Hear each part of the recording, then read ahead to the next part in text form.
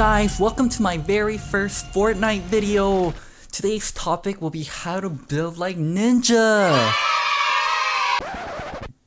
Don't play Fortnite, but I was told if you want to have a successful YouTube channel, you need to play Fortnite and make videos on Fortnite.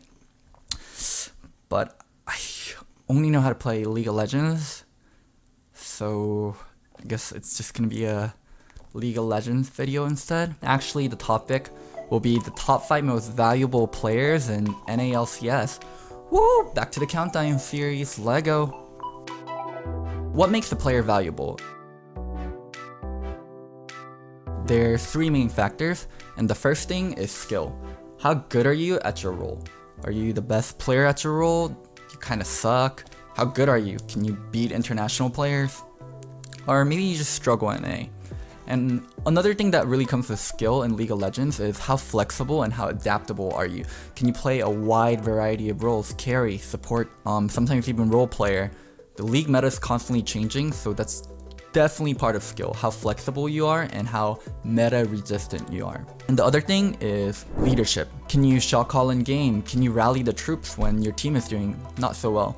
How do you deal with losses? How helpful are you in post game, in scrims? Basically, outside of the game factors that makes you a great leader and a player that people want to play with, but also in-game, how well you can shot call. Shot calling is just so important in League of Legends, and it's evolved to a point where it's not one person shot calling, but everyone's contributing, and it's really important that you pull your own weight in that. And lastly, it's not just one thing, I'll just call it extra. What position do you play? That's one of it. If you play mid or jungle, you're much more valuable than, say, a support or a top laner. Also, where are you from? Are you an NA resident? Being an import, you're probably less valuable than NA players of the same skill level. Age is also a factor. The younger you are, the more valuable you are. But if you're too young, then it might cause problems. Like, probably the sweet range is somewhere around like 20 to 24-ish. Fan base. How big of a fan base do you have? What are your Twitter numbers like? What are your Twitch numbers like? What do the community think of you? And all these little factors go into my third category, extra. So those would be the 3 categories I'm gonna judge these players by. Ultimately though, it comes down to this. If all contracts were void and all the players were released and teams could draft players again, which players would go in the top 5 in basically like a new draft for LCS system if everyone was released? And this is my top 5 most valuable players. Let's go. We're gonna start with number 5, Xmithie. Xmithie might be an unexpected player for some of you guys. He's always quiet, not very flashy in or outside of the game, but his value cannot be understated. This under the radar veteran has been a top tier jungler since the Vulcan days. It's a old school team that got relegated, they just disappeared off the face of the earth. He's a supportive jungler that's been one of the best role players in all of NA. After his departure from CLG, many expected him to just go downhill since he's pretty old and he wasn't doing that hot, but he more than proved his worth on IMT.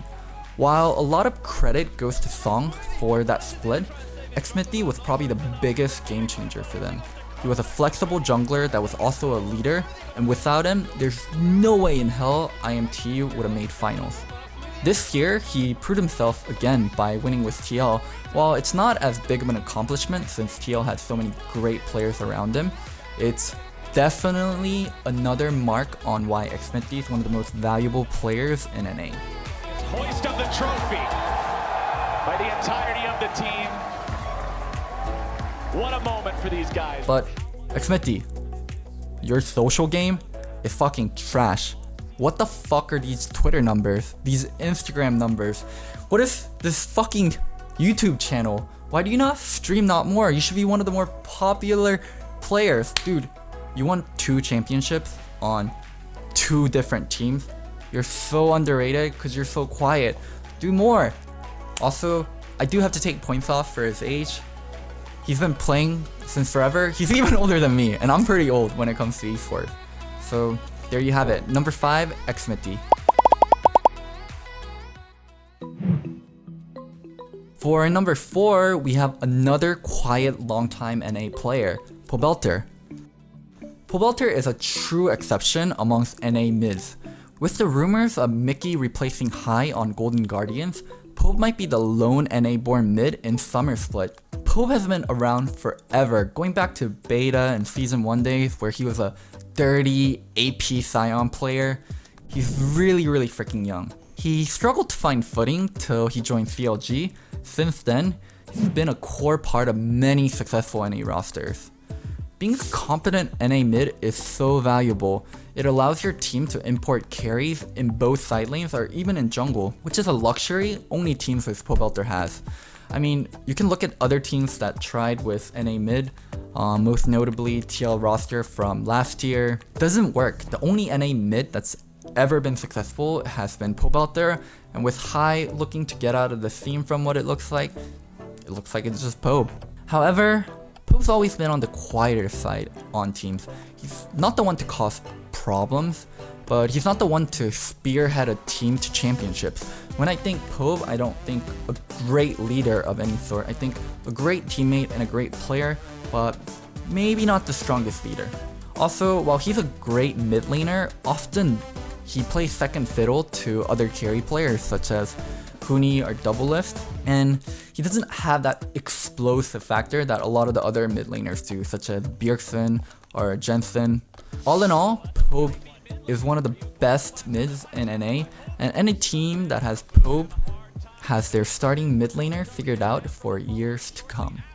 From the banner of command leading the way, and Pobelter again into the front lines to make sure this fight goes the way of Team Liquid someday.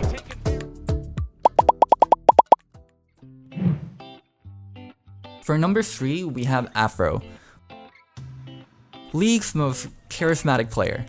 Afro has always been known to be very chill and skilled, but most of his time in the spotlight in the past has come from playing with Double as the infamous duo Rush Hour. When the duo broke up, most expected CLG to fail miserably, but Afro and the team managed another LCS championship right after. Afro has been a top tier support for a couple of years now, shining the brightest when he's been given the heavy playmaking supports like Alistar, Bard, Thresh, and Blitz, but he's still very well rounded on the support cast. He can play any of the Enchanter supports, Nami, Janna, Sona, you name it. What makes Afro really special and the only support on this list is his leadership. From the Dunzo Manifesto to the interviews to just being an insider in the scene, Afro's leadership has been praised over and over again. He'll lift up teammates when they're doing badly, and when they're doing well, all the credit goes to teammates. Afro's just such a great leader. Players love playing with him. I mean, look what he's done for Cody Sun and Stixley. I have zero doubts that they would not reach the heights that they have without Afro. Also, for out of game, Afro's one of the most popular players with the fans due to his streams. He's freaking hilarious, very fun to watch, educational, and his likable personality. So there you have it. Number 3, we have Afro Moo. For number 2, we have Doublelift. At this point, you guys probably guessed who the 2 most valuable players are. It's Doublelift and Bjerg. It was really hard to rank these 2, especially with TSM not making it out of first round of playoffs and TL taking the championships in Miami. Nonetheless, I ranked Doublelift ranked 2, so let's start. I just play to get better, and nothing is more satisfying than showing up and proving people wrong. You know, someone says, oh, I'm better than you, I'm like, no, you're not. Doublelift has always been a skilled player, but in the past, he's had a stigma of being toxic. CLG's internal blowup, Dunzo Manifesto, and his trash talk furthered that image. Also, he was teased endlessly for his empty trophy case, but Double turned all that around in 2015 summer. After sweeping TSM 3-0, and Doubles won 4 championships in the last 3 years. Looking for the quadra, not gonna get it that time. It's a triple for Doublelift. He's looking for Bjergsen. 4 championships. Holy fucking shit. Double's done a lot of growing since the CLG days, and it's rare to find his teammates complaining of his out-of-game comments. What used to be toxic comments seems to have changed into constructive criticism and positive reinforcement. More so nowadays, Double is praised as a leader inside and outside a game. Double's also one of the most popular, if not the most popular NA player. He's been around since Season 1 and traveled between 3 of the most popular franchises, CLG, TSM, and now Team Liquid. It's hard to imagine someone more popular than him in the NA scene. TL spent years throwing money at players trying to find success. Finally, with Doublelift, they have a franchise player, and hopefully many more championships to come.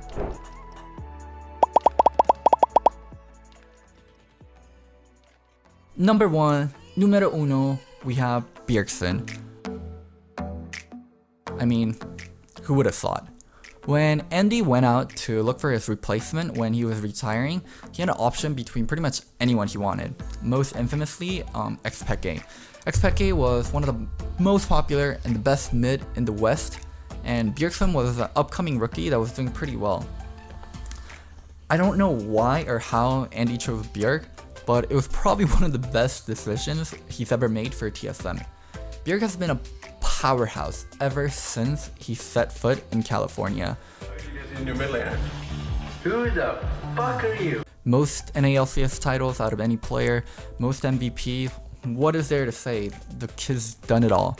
In terms of skill, also, there's not much to say. Bjerg has shown over the years he's top class in basically every meta. Assassins, control mage, poke, you name it, this kid can do it. What makes him really special is the dedication and the leadership he's shown to his craft, and that's where his true value comes from. At the start, Bjerg was a young talented player like anyone else. There's so many young talented players, and he would often blame teammates, sometimes be a bad teammate, or blame coaches. Prepped for when the meta shifts and when people are and how are we prepped? You want me to play? Why didn't we just get to that earlier? Fucking brat. But he's shown true maturity over the years, not just as a player, but as a leader.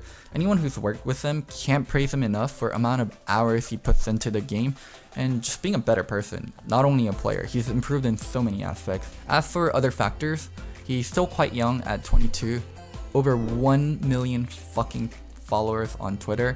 He has the most followers out of anyone in the league scene on Twitter. And whenever he streams, he still topples, he's still number 1. And lastly, it's not even fair, but he's an NA resident. Riot grandfathered him in when they updated the policy. Where can you go wrong with picking Bjergsen as the number 1 most valuable player in NA? I hope you guys enjoyed the list, and I know there's few players you're just dying to ask about. So I've included them and we can talk about them. First, we have Sneaky. Sneaky's been on the rise. He's been super fucking consistent for the last few years, and he has a bomb-ass stream that's hilarious, and he does cute crossplays.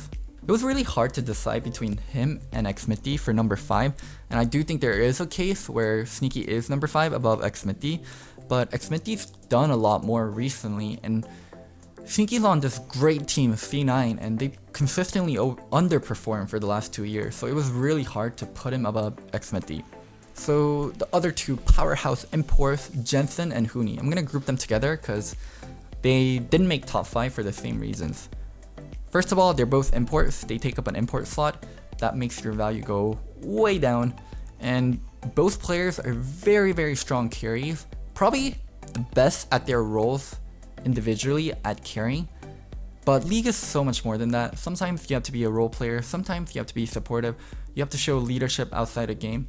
And Jensen fails a lot on that. While Huni actually has been a great leader from the Echo Vox interviews.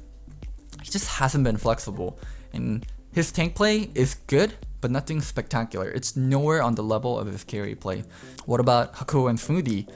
Hako and Xmithie were both outstanding players in the last few splits.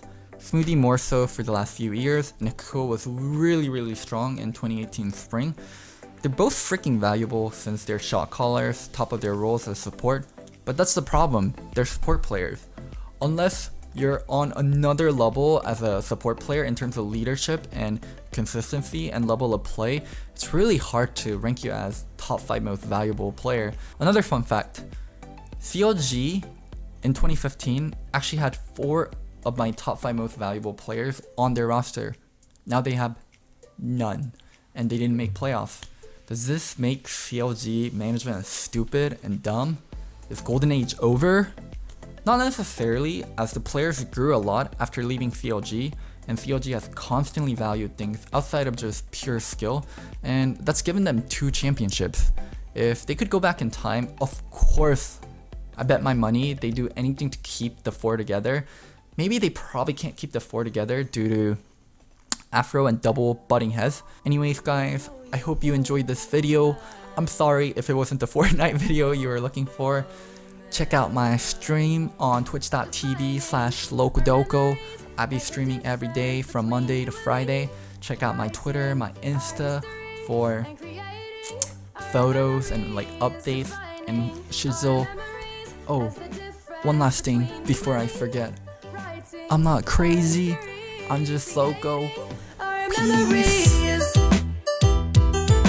Oh, the video's over, but you guys are still staying. So you probably want to check out my other videos. Maybe check out this one here. Or this one here. I mean here. Hopefully I'm pointing at the right things. Editor, take care of it.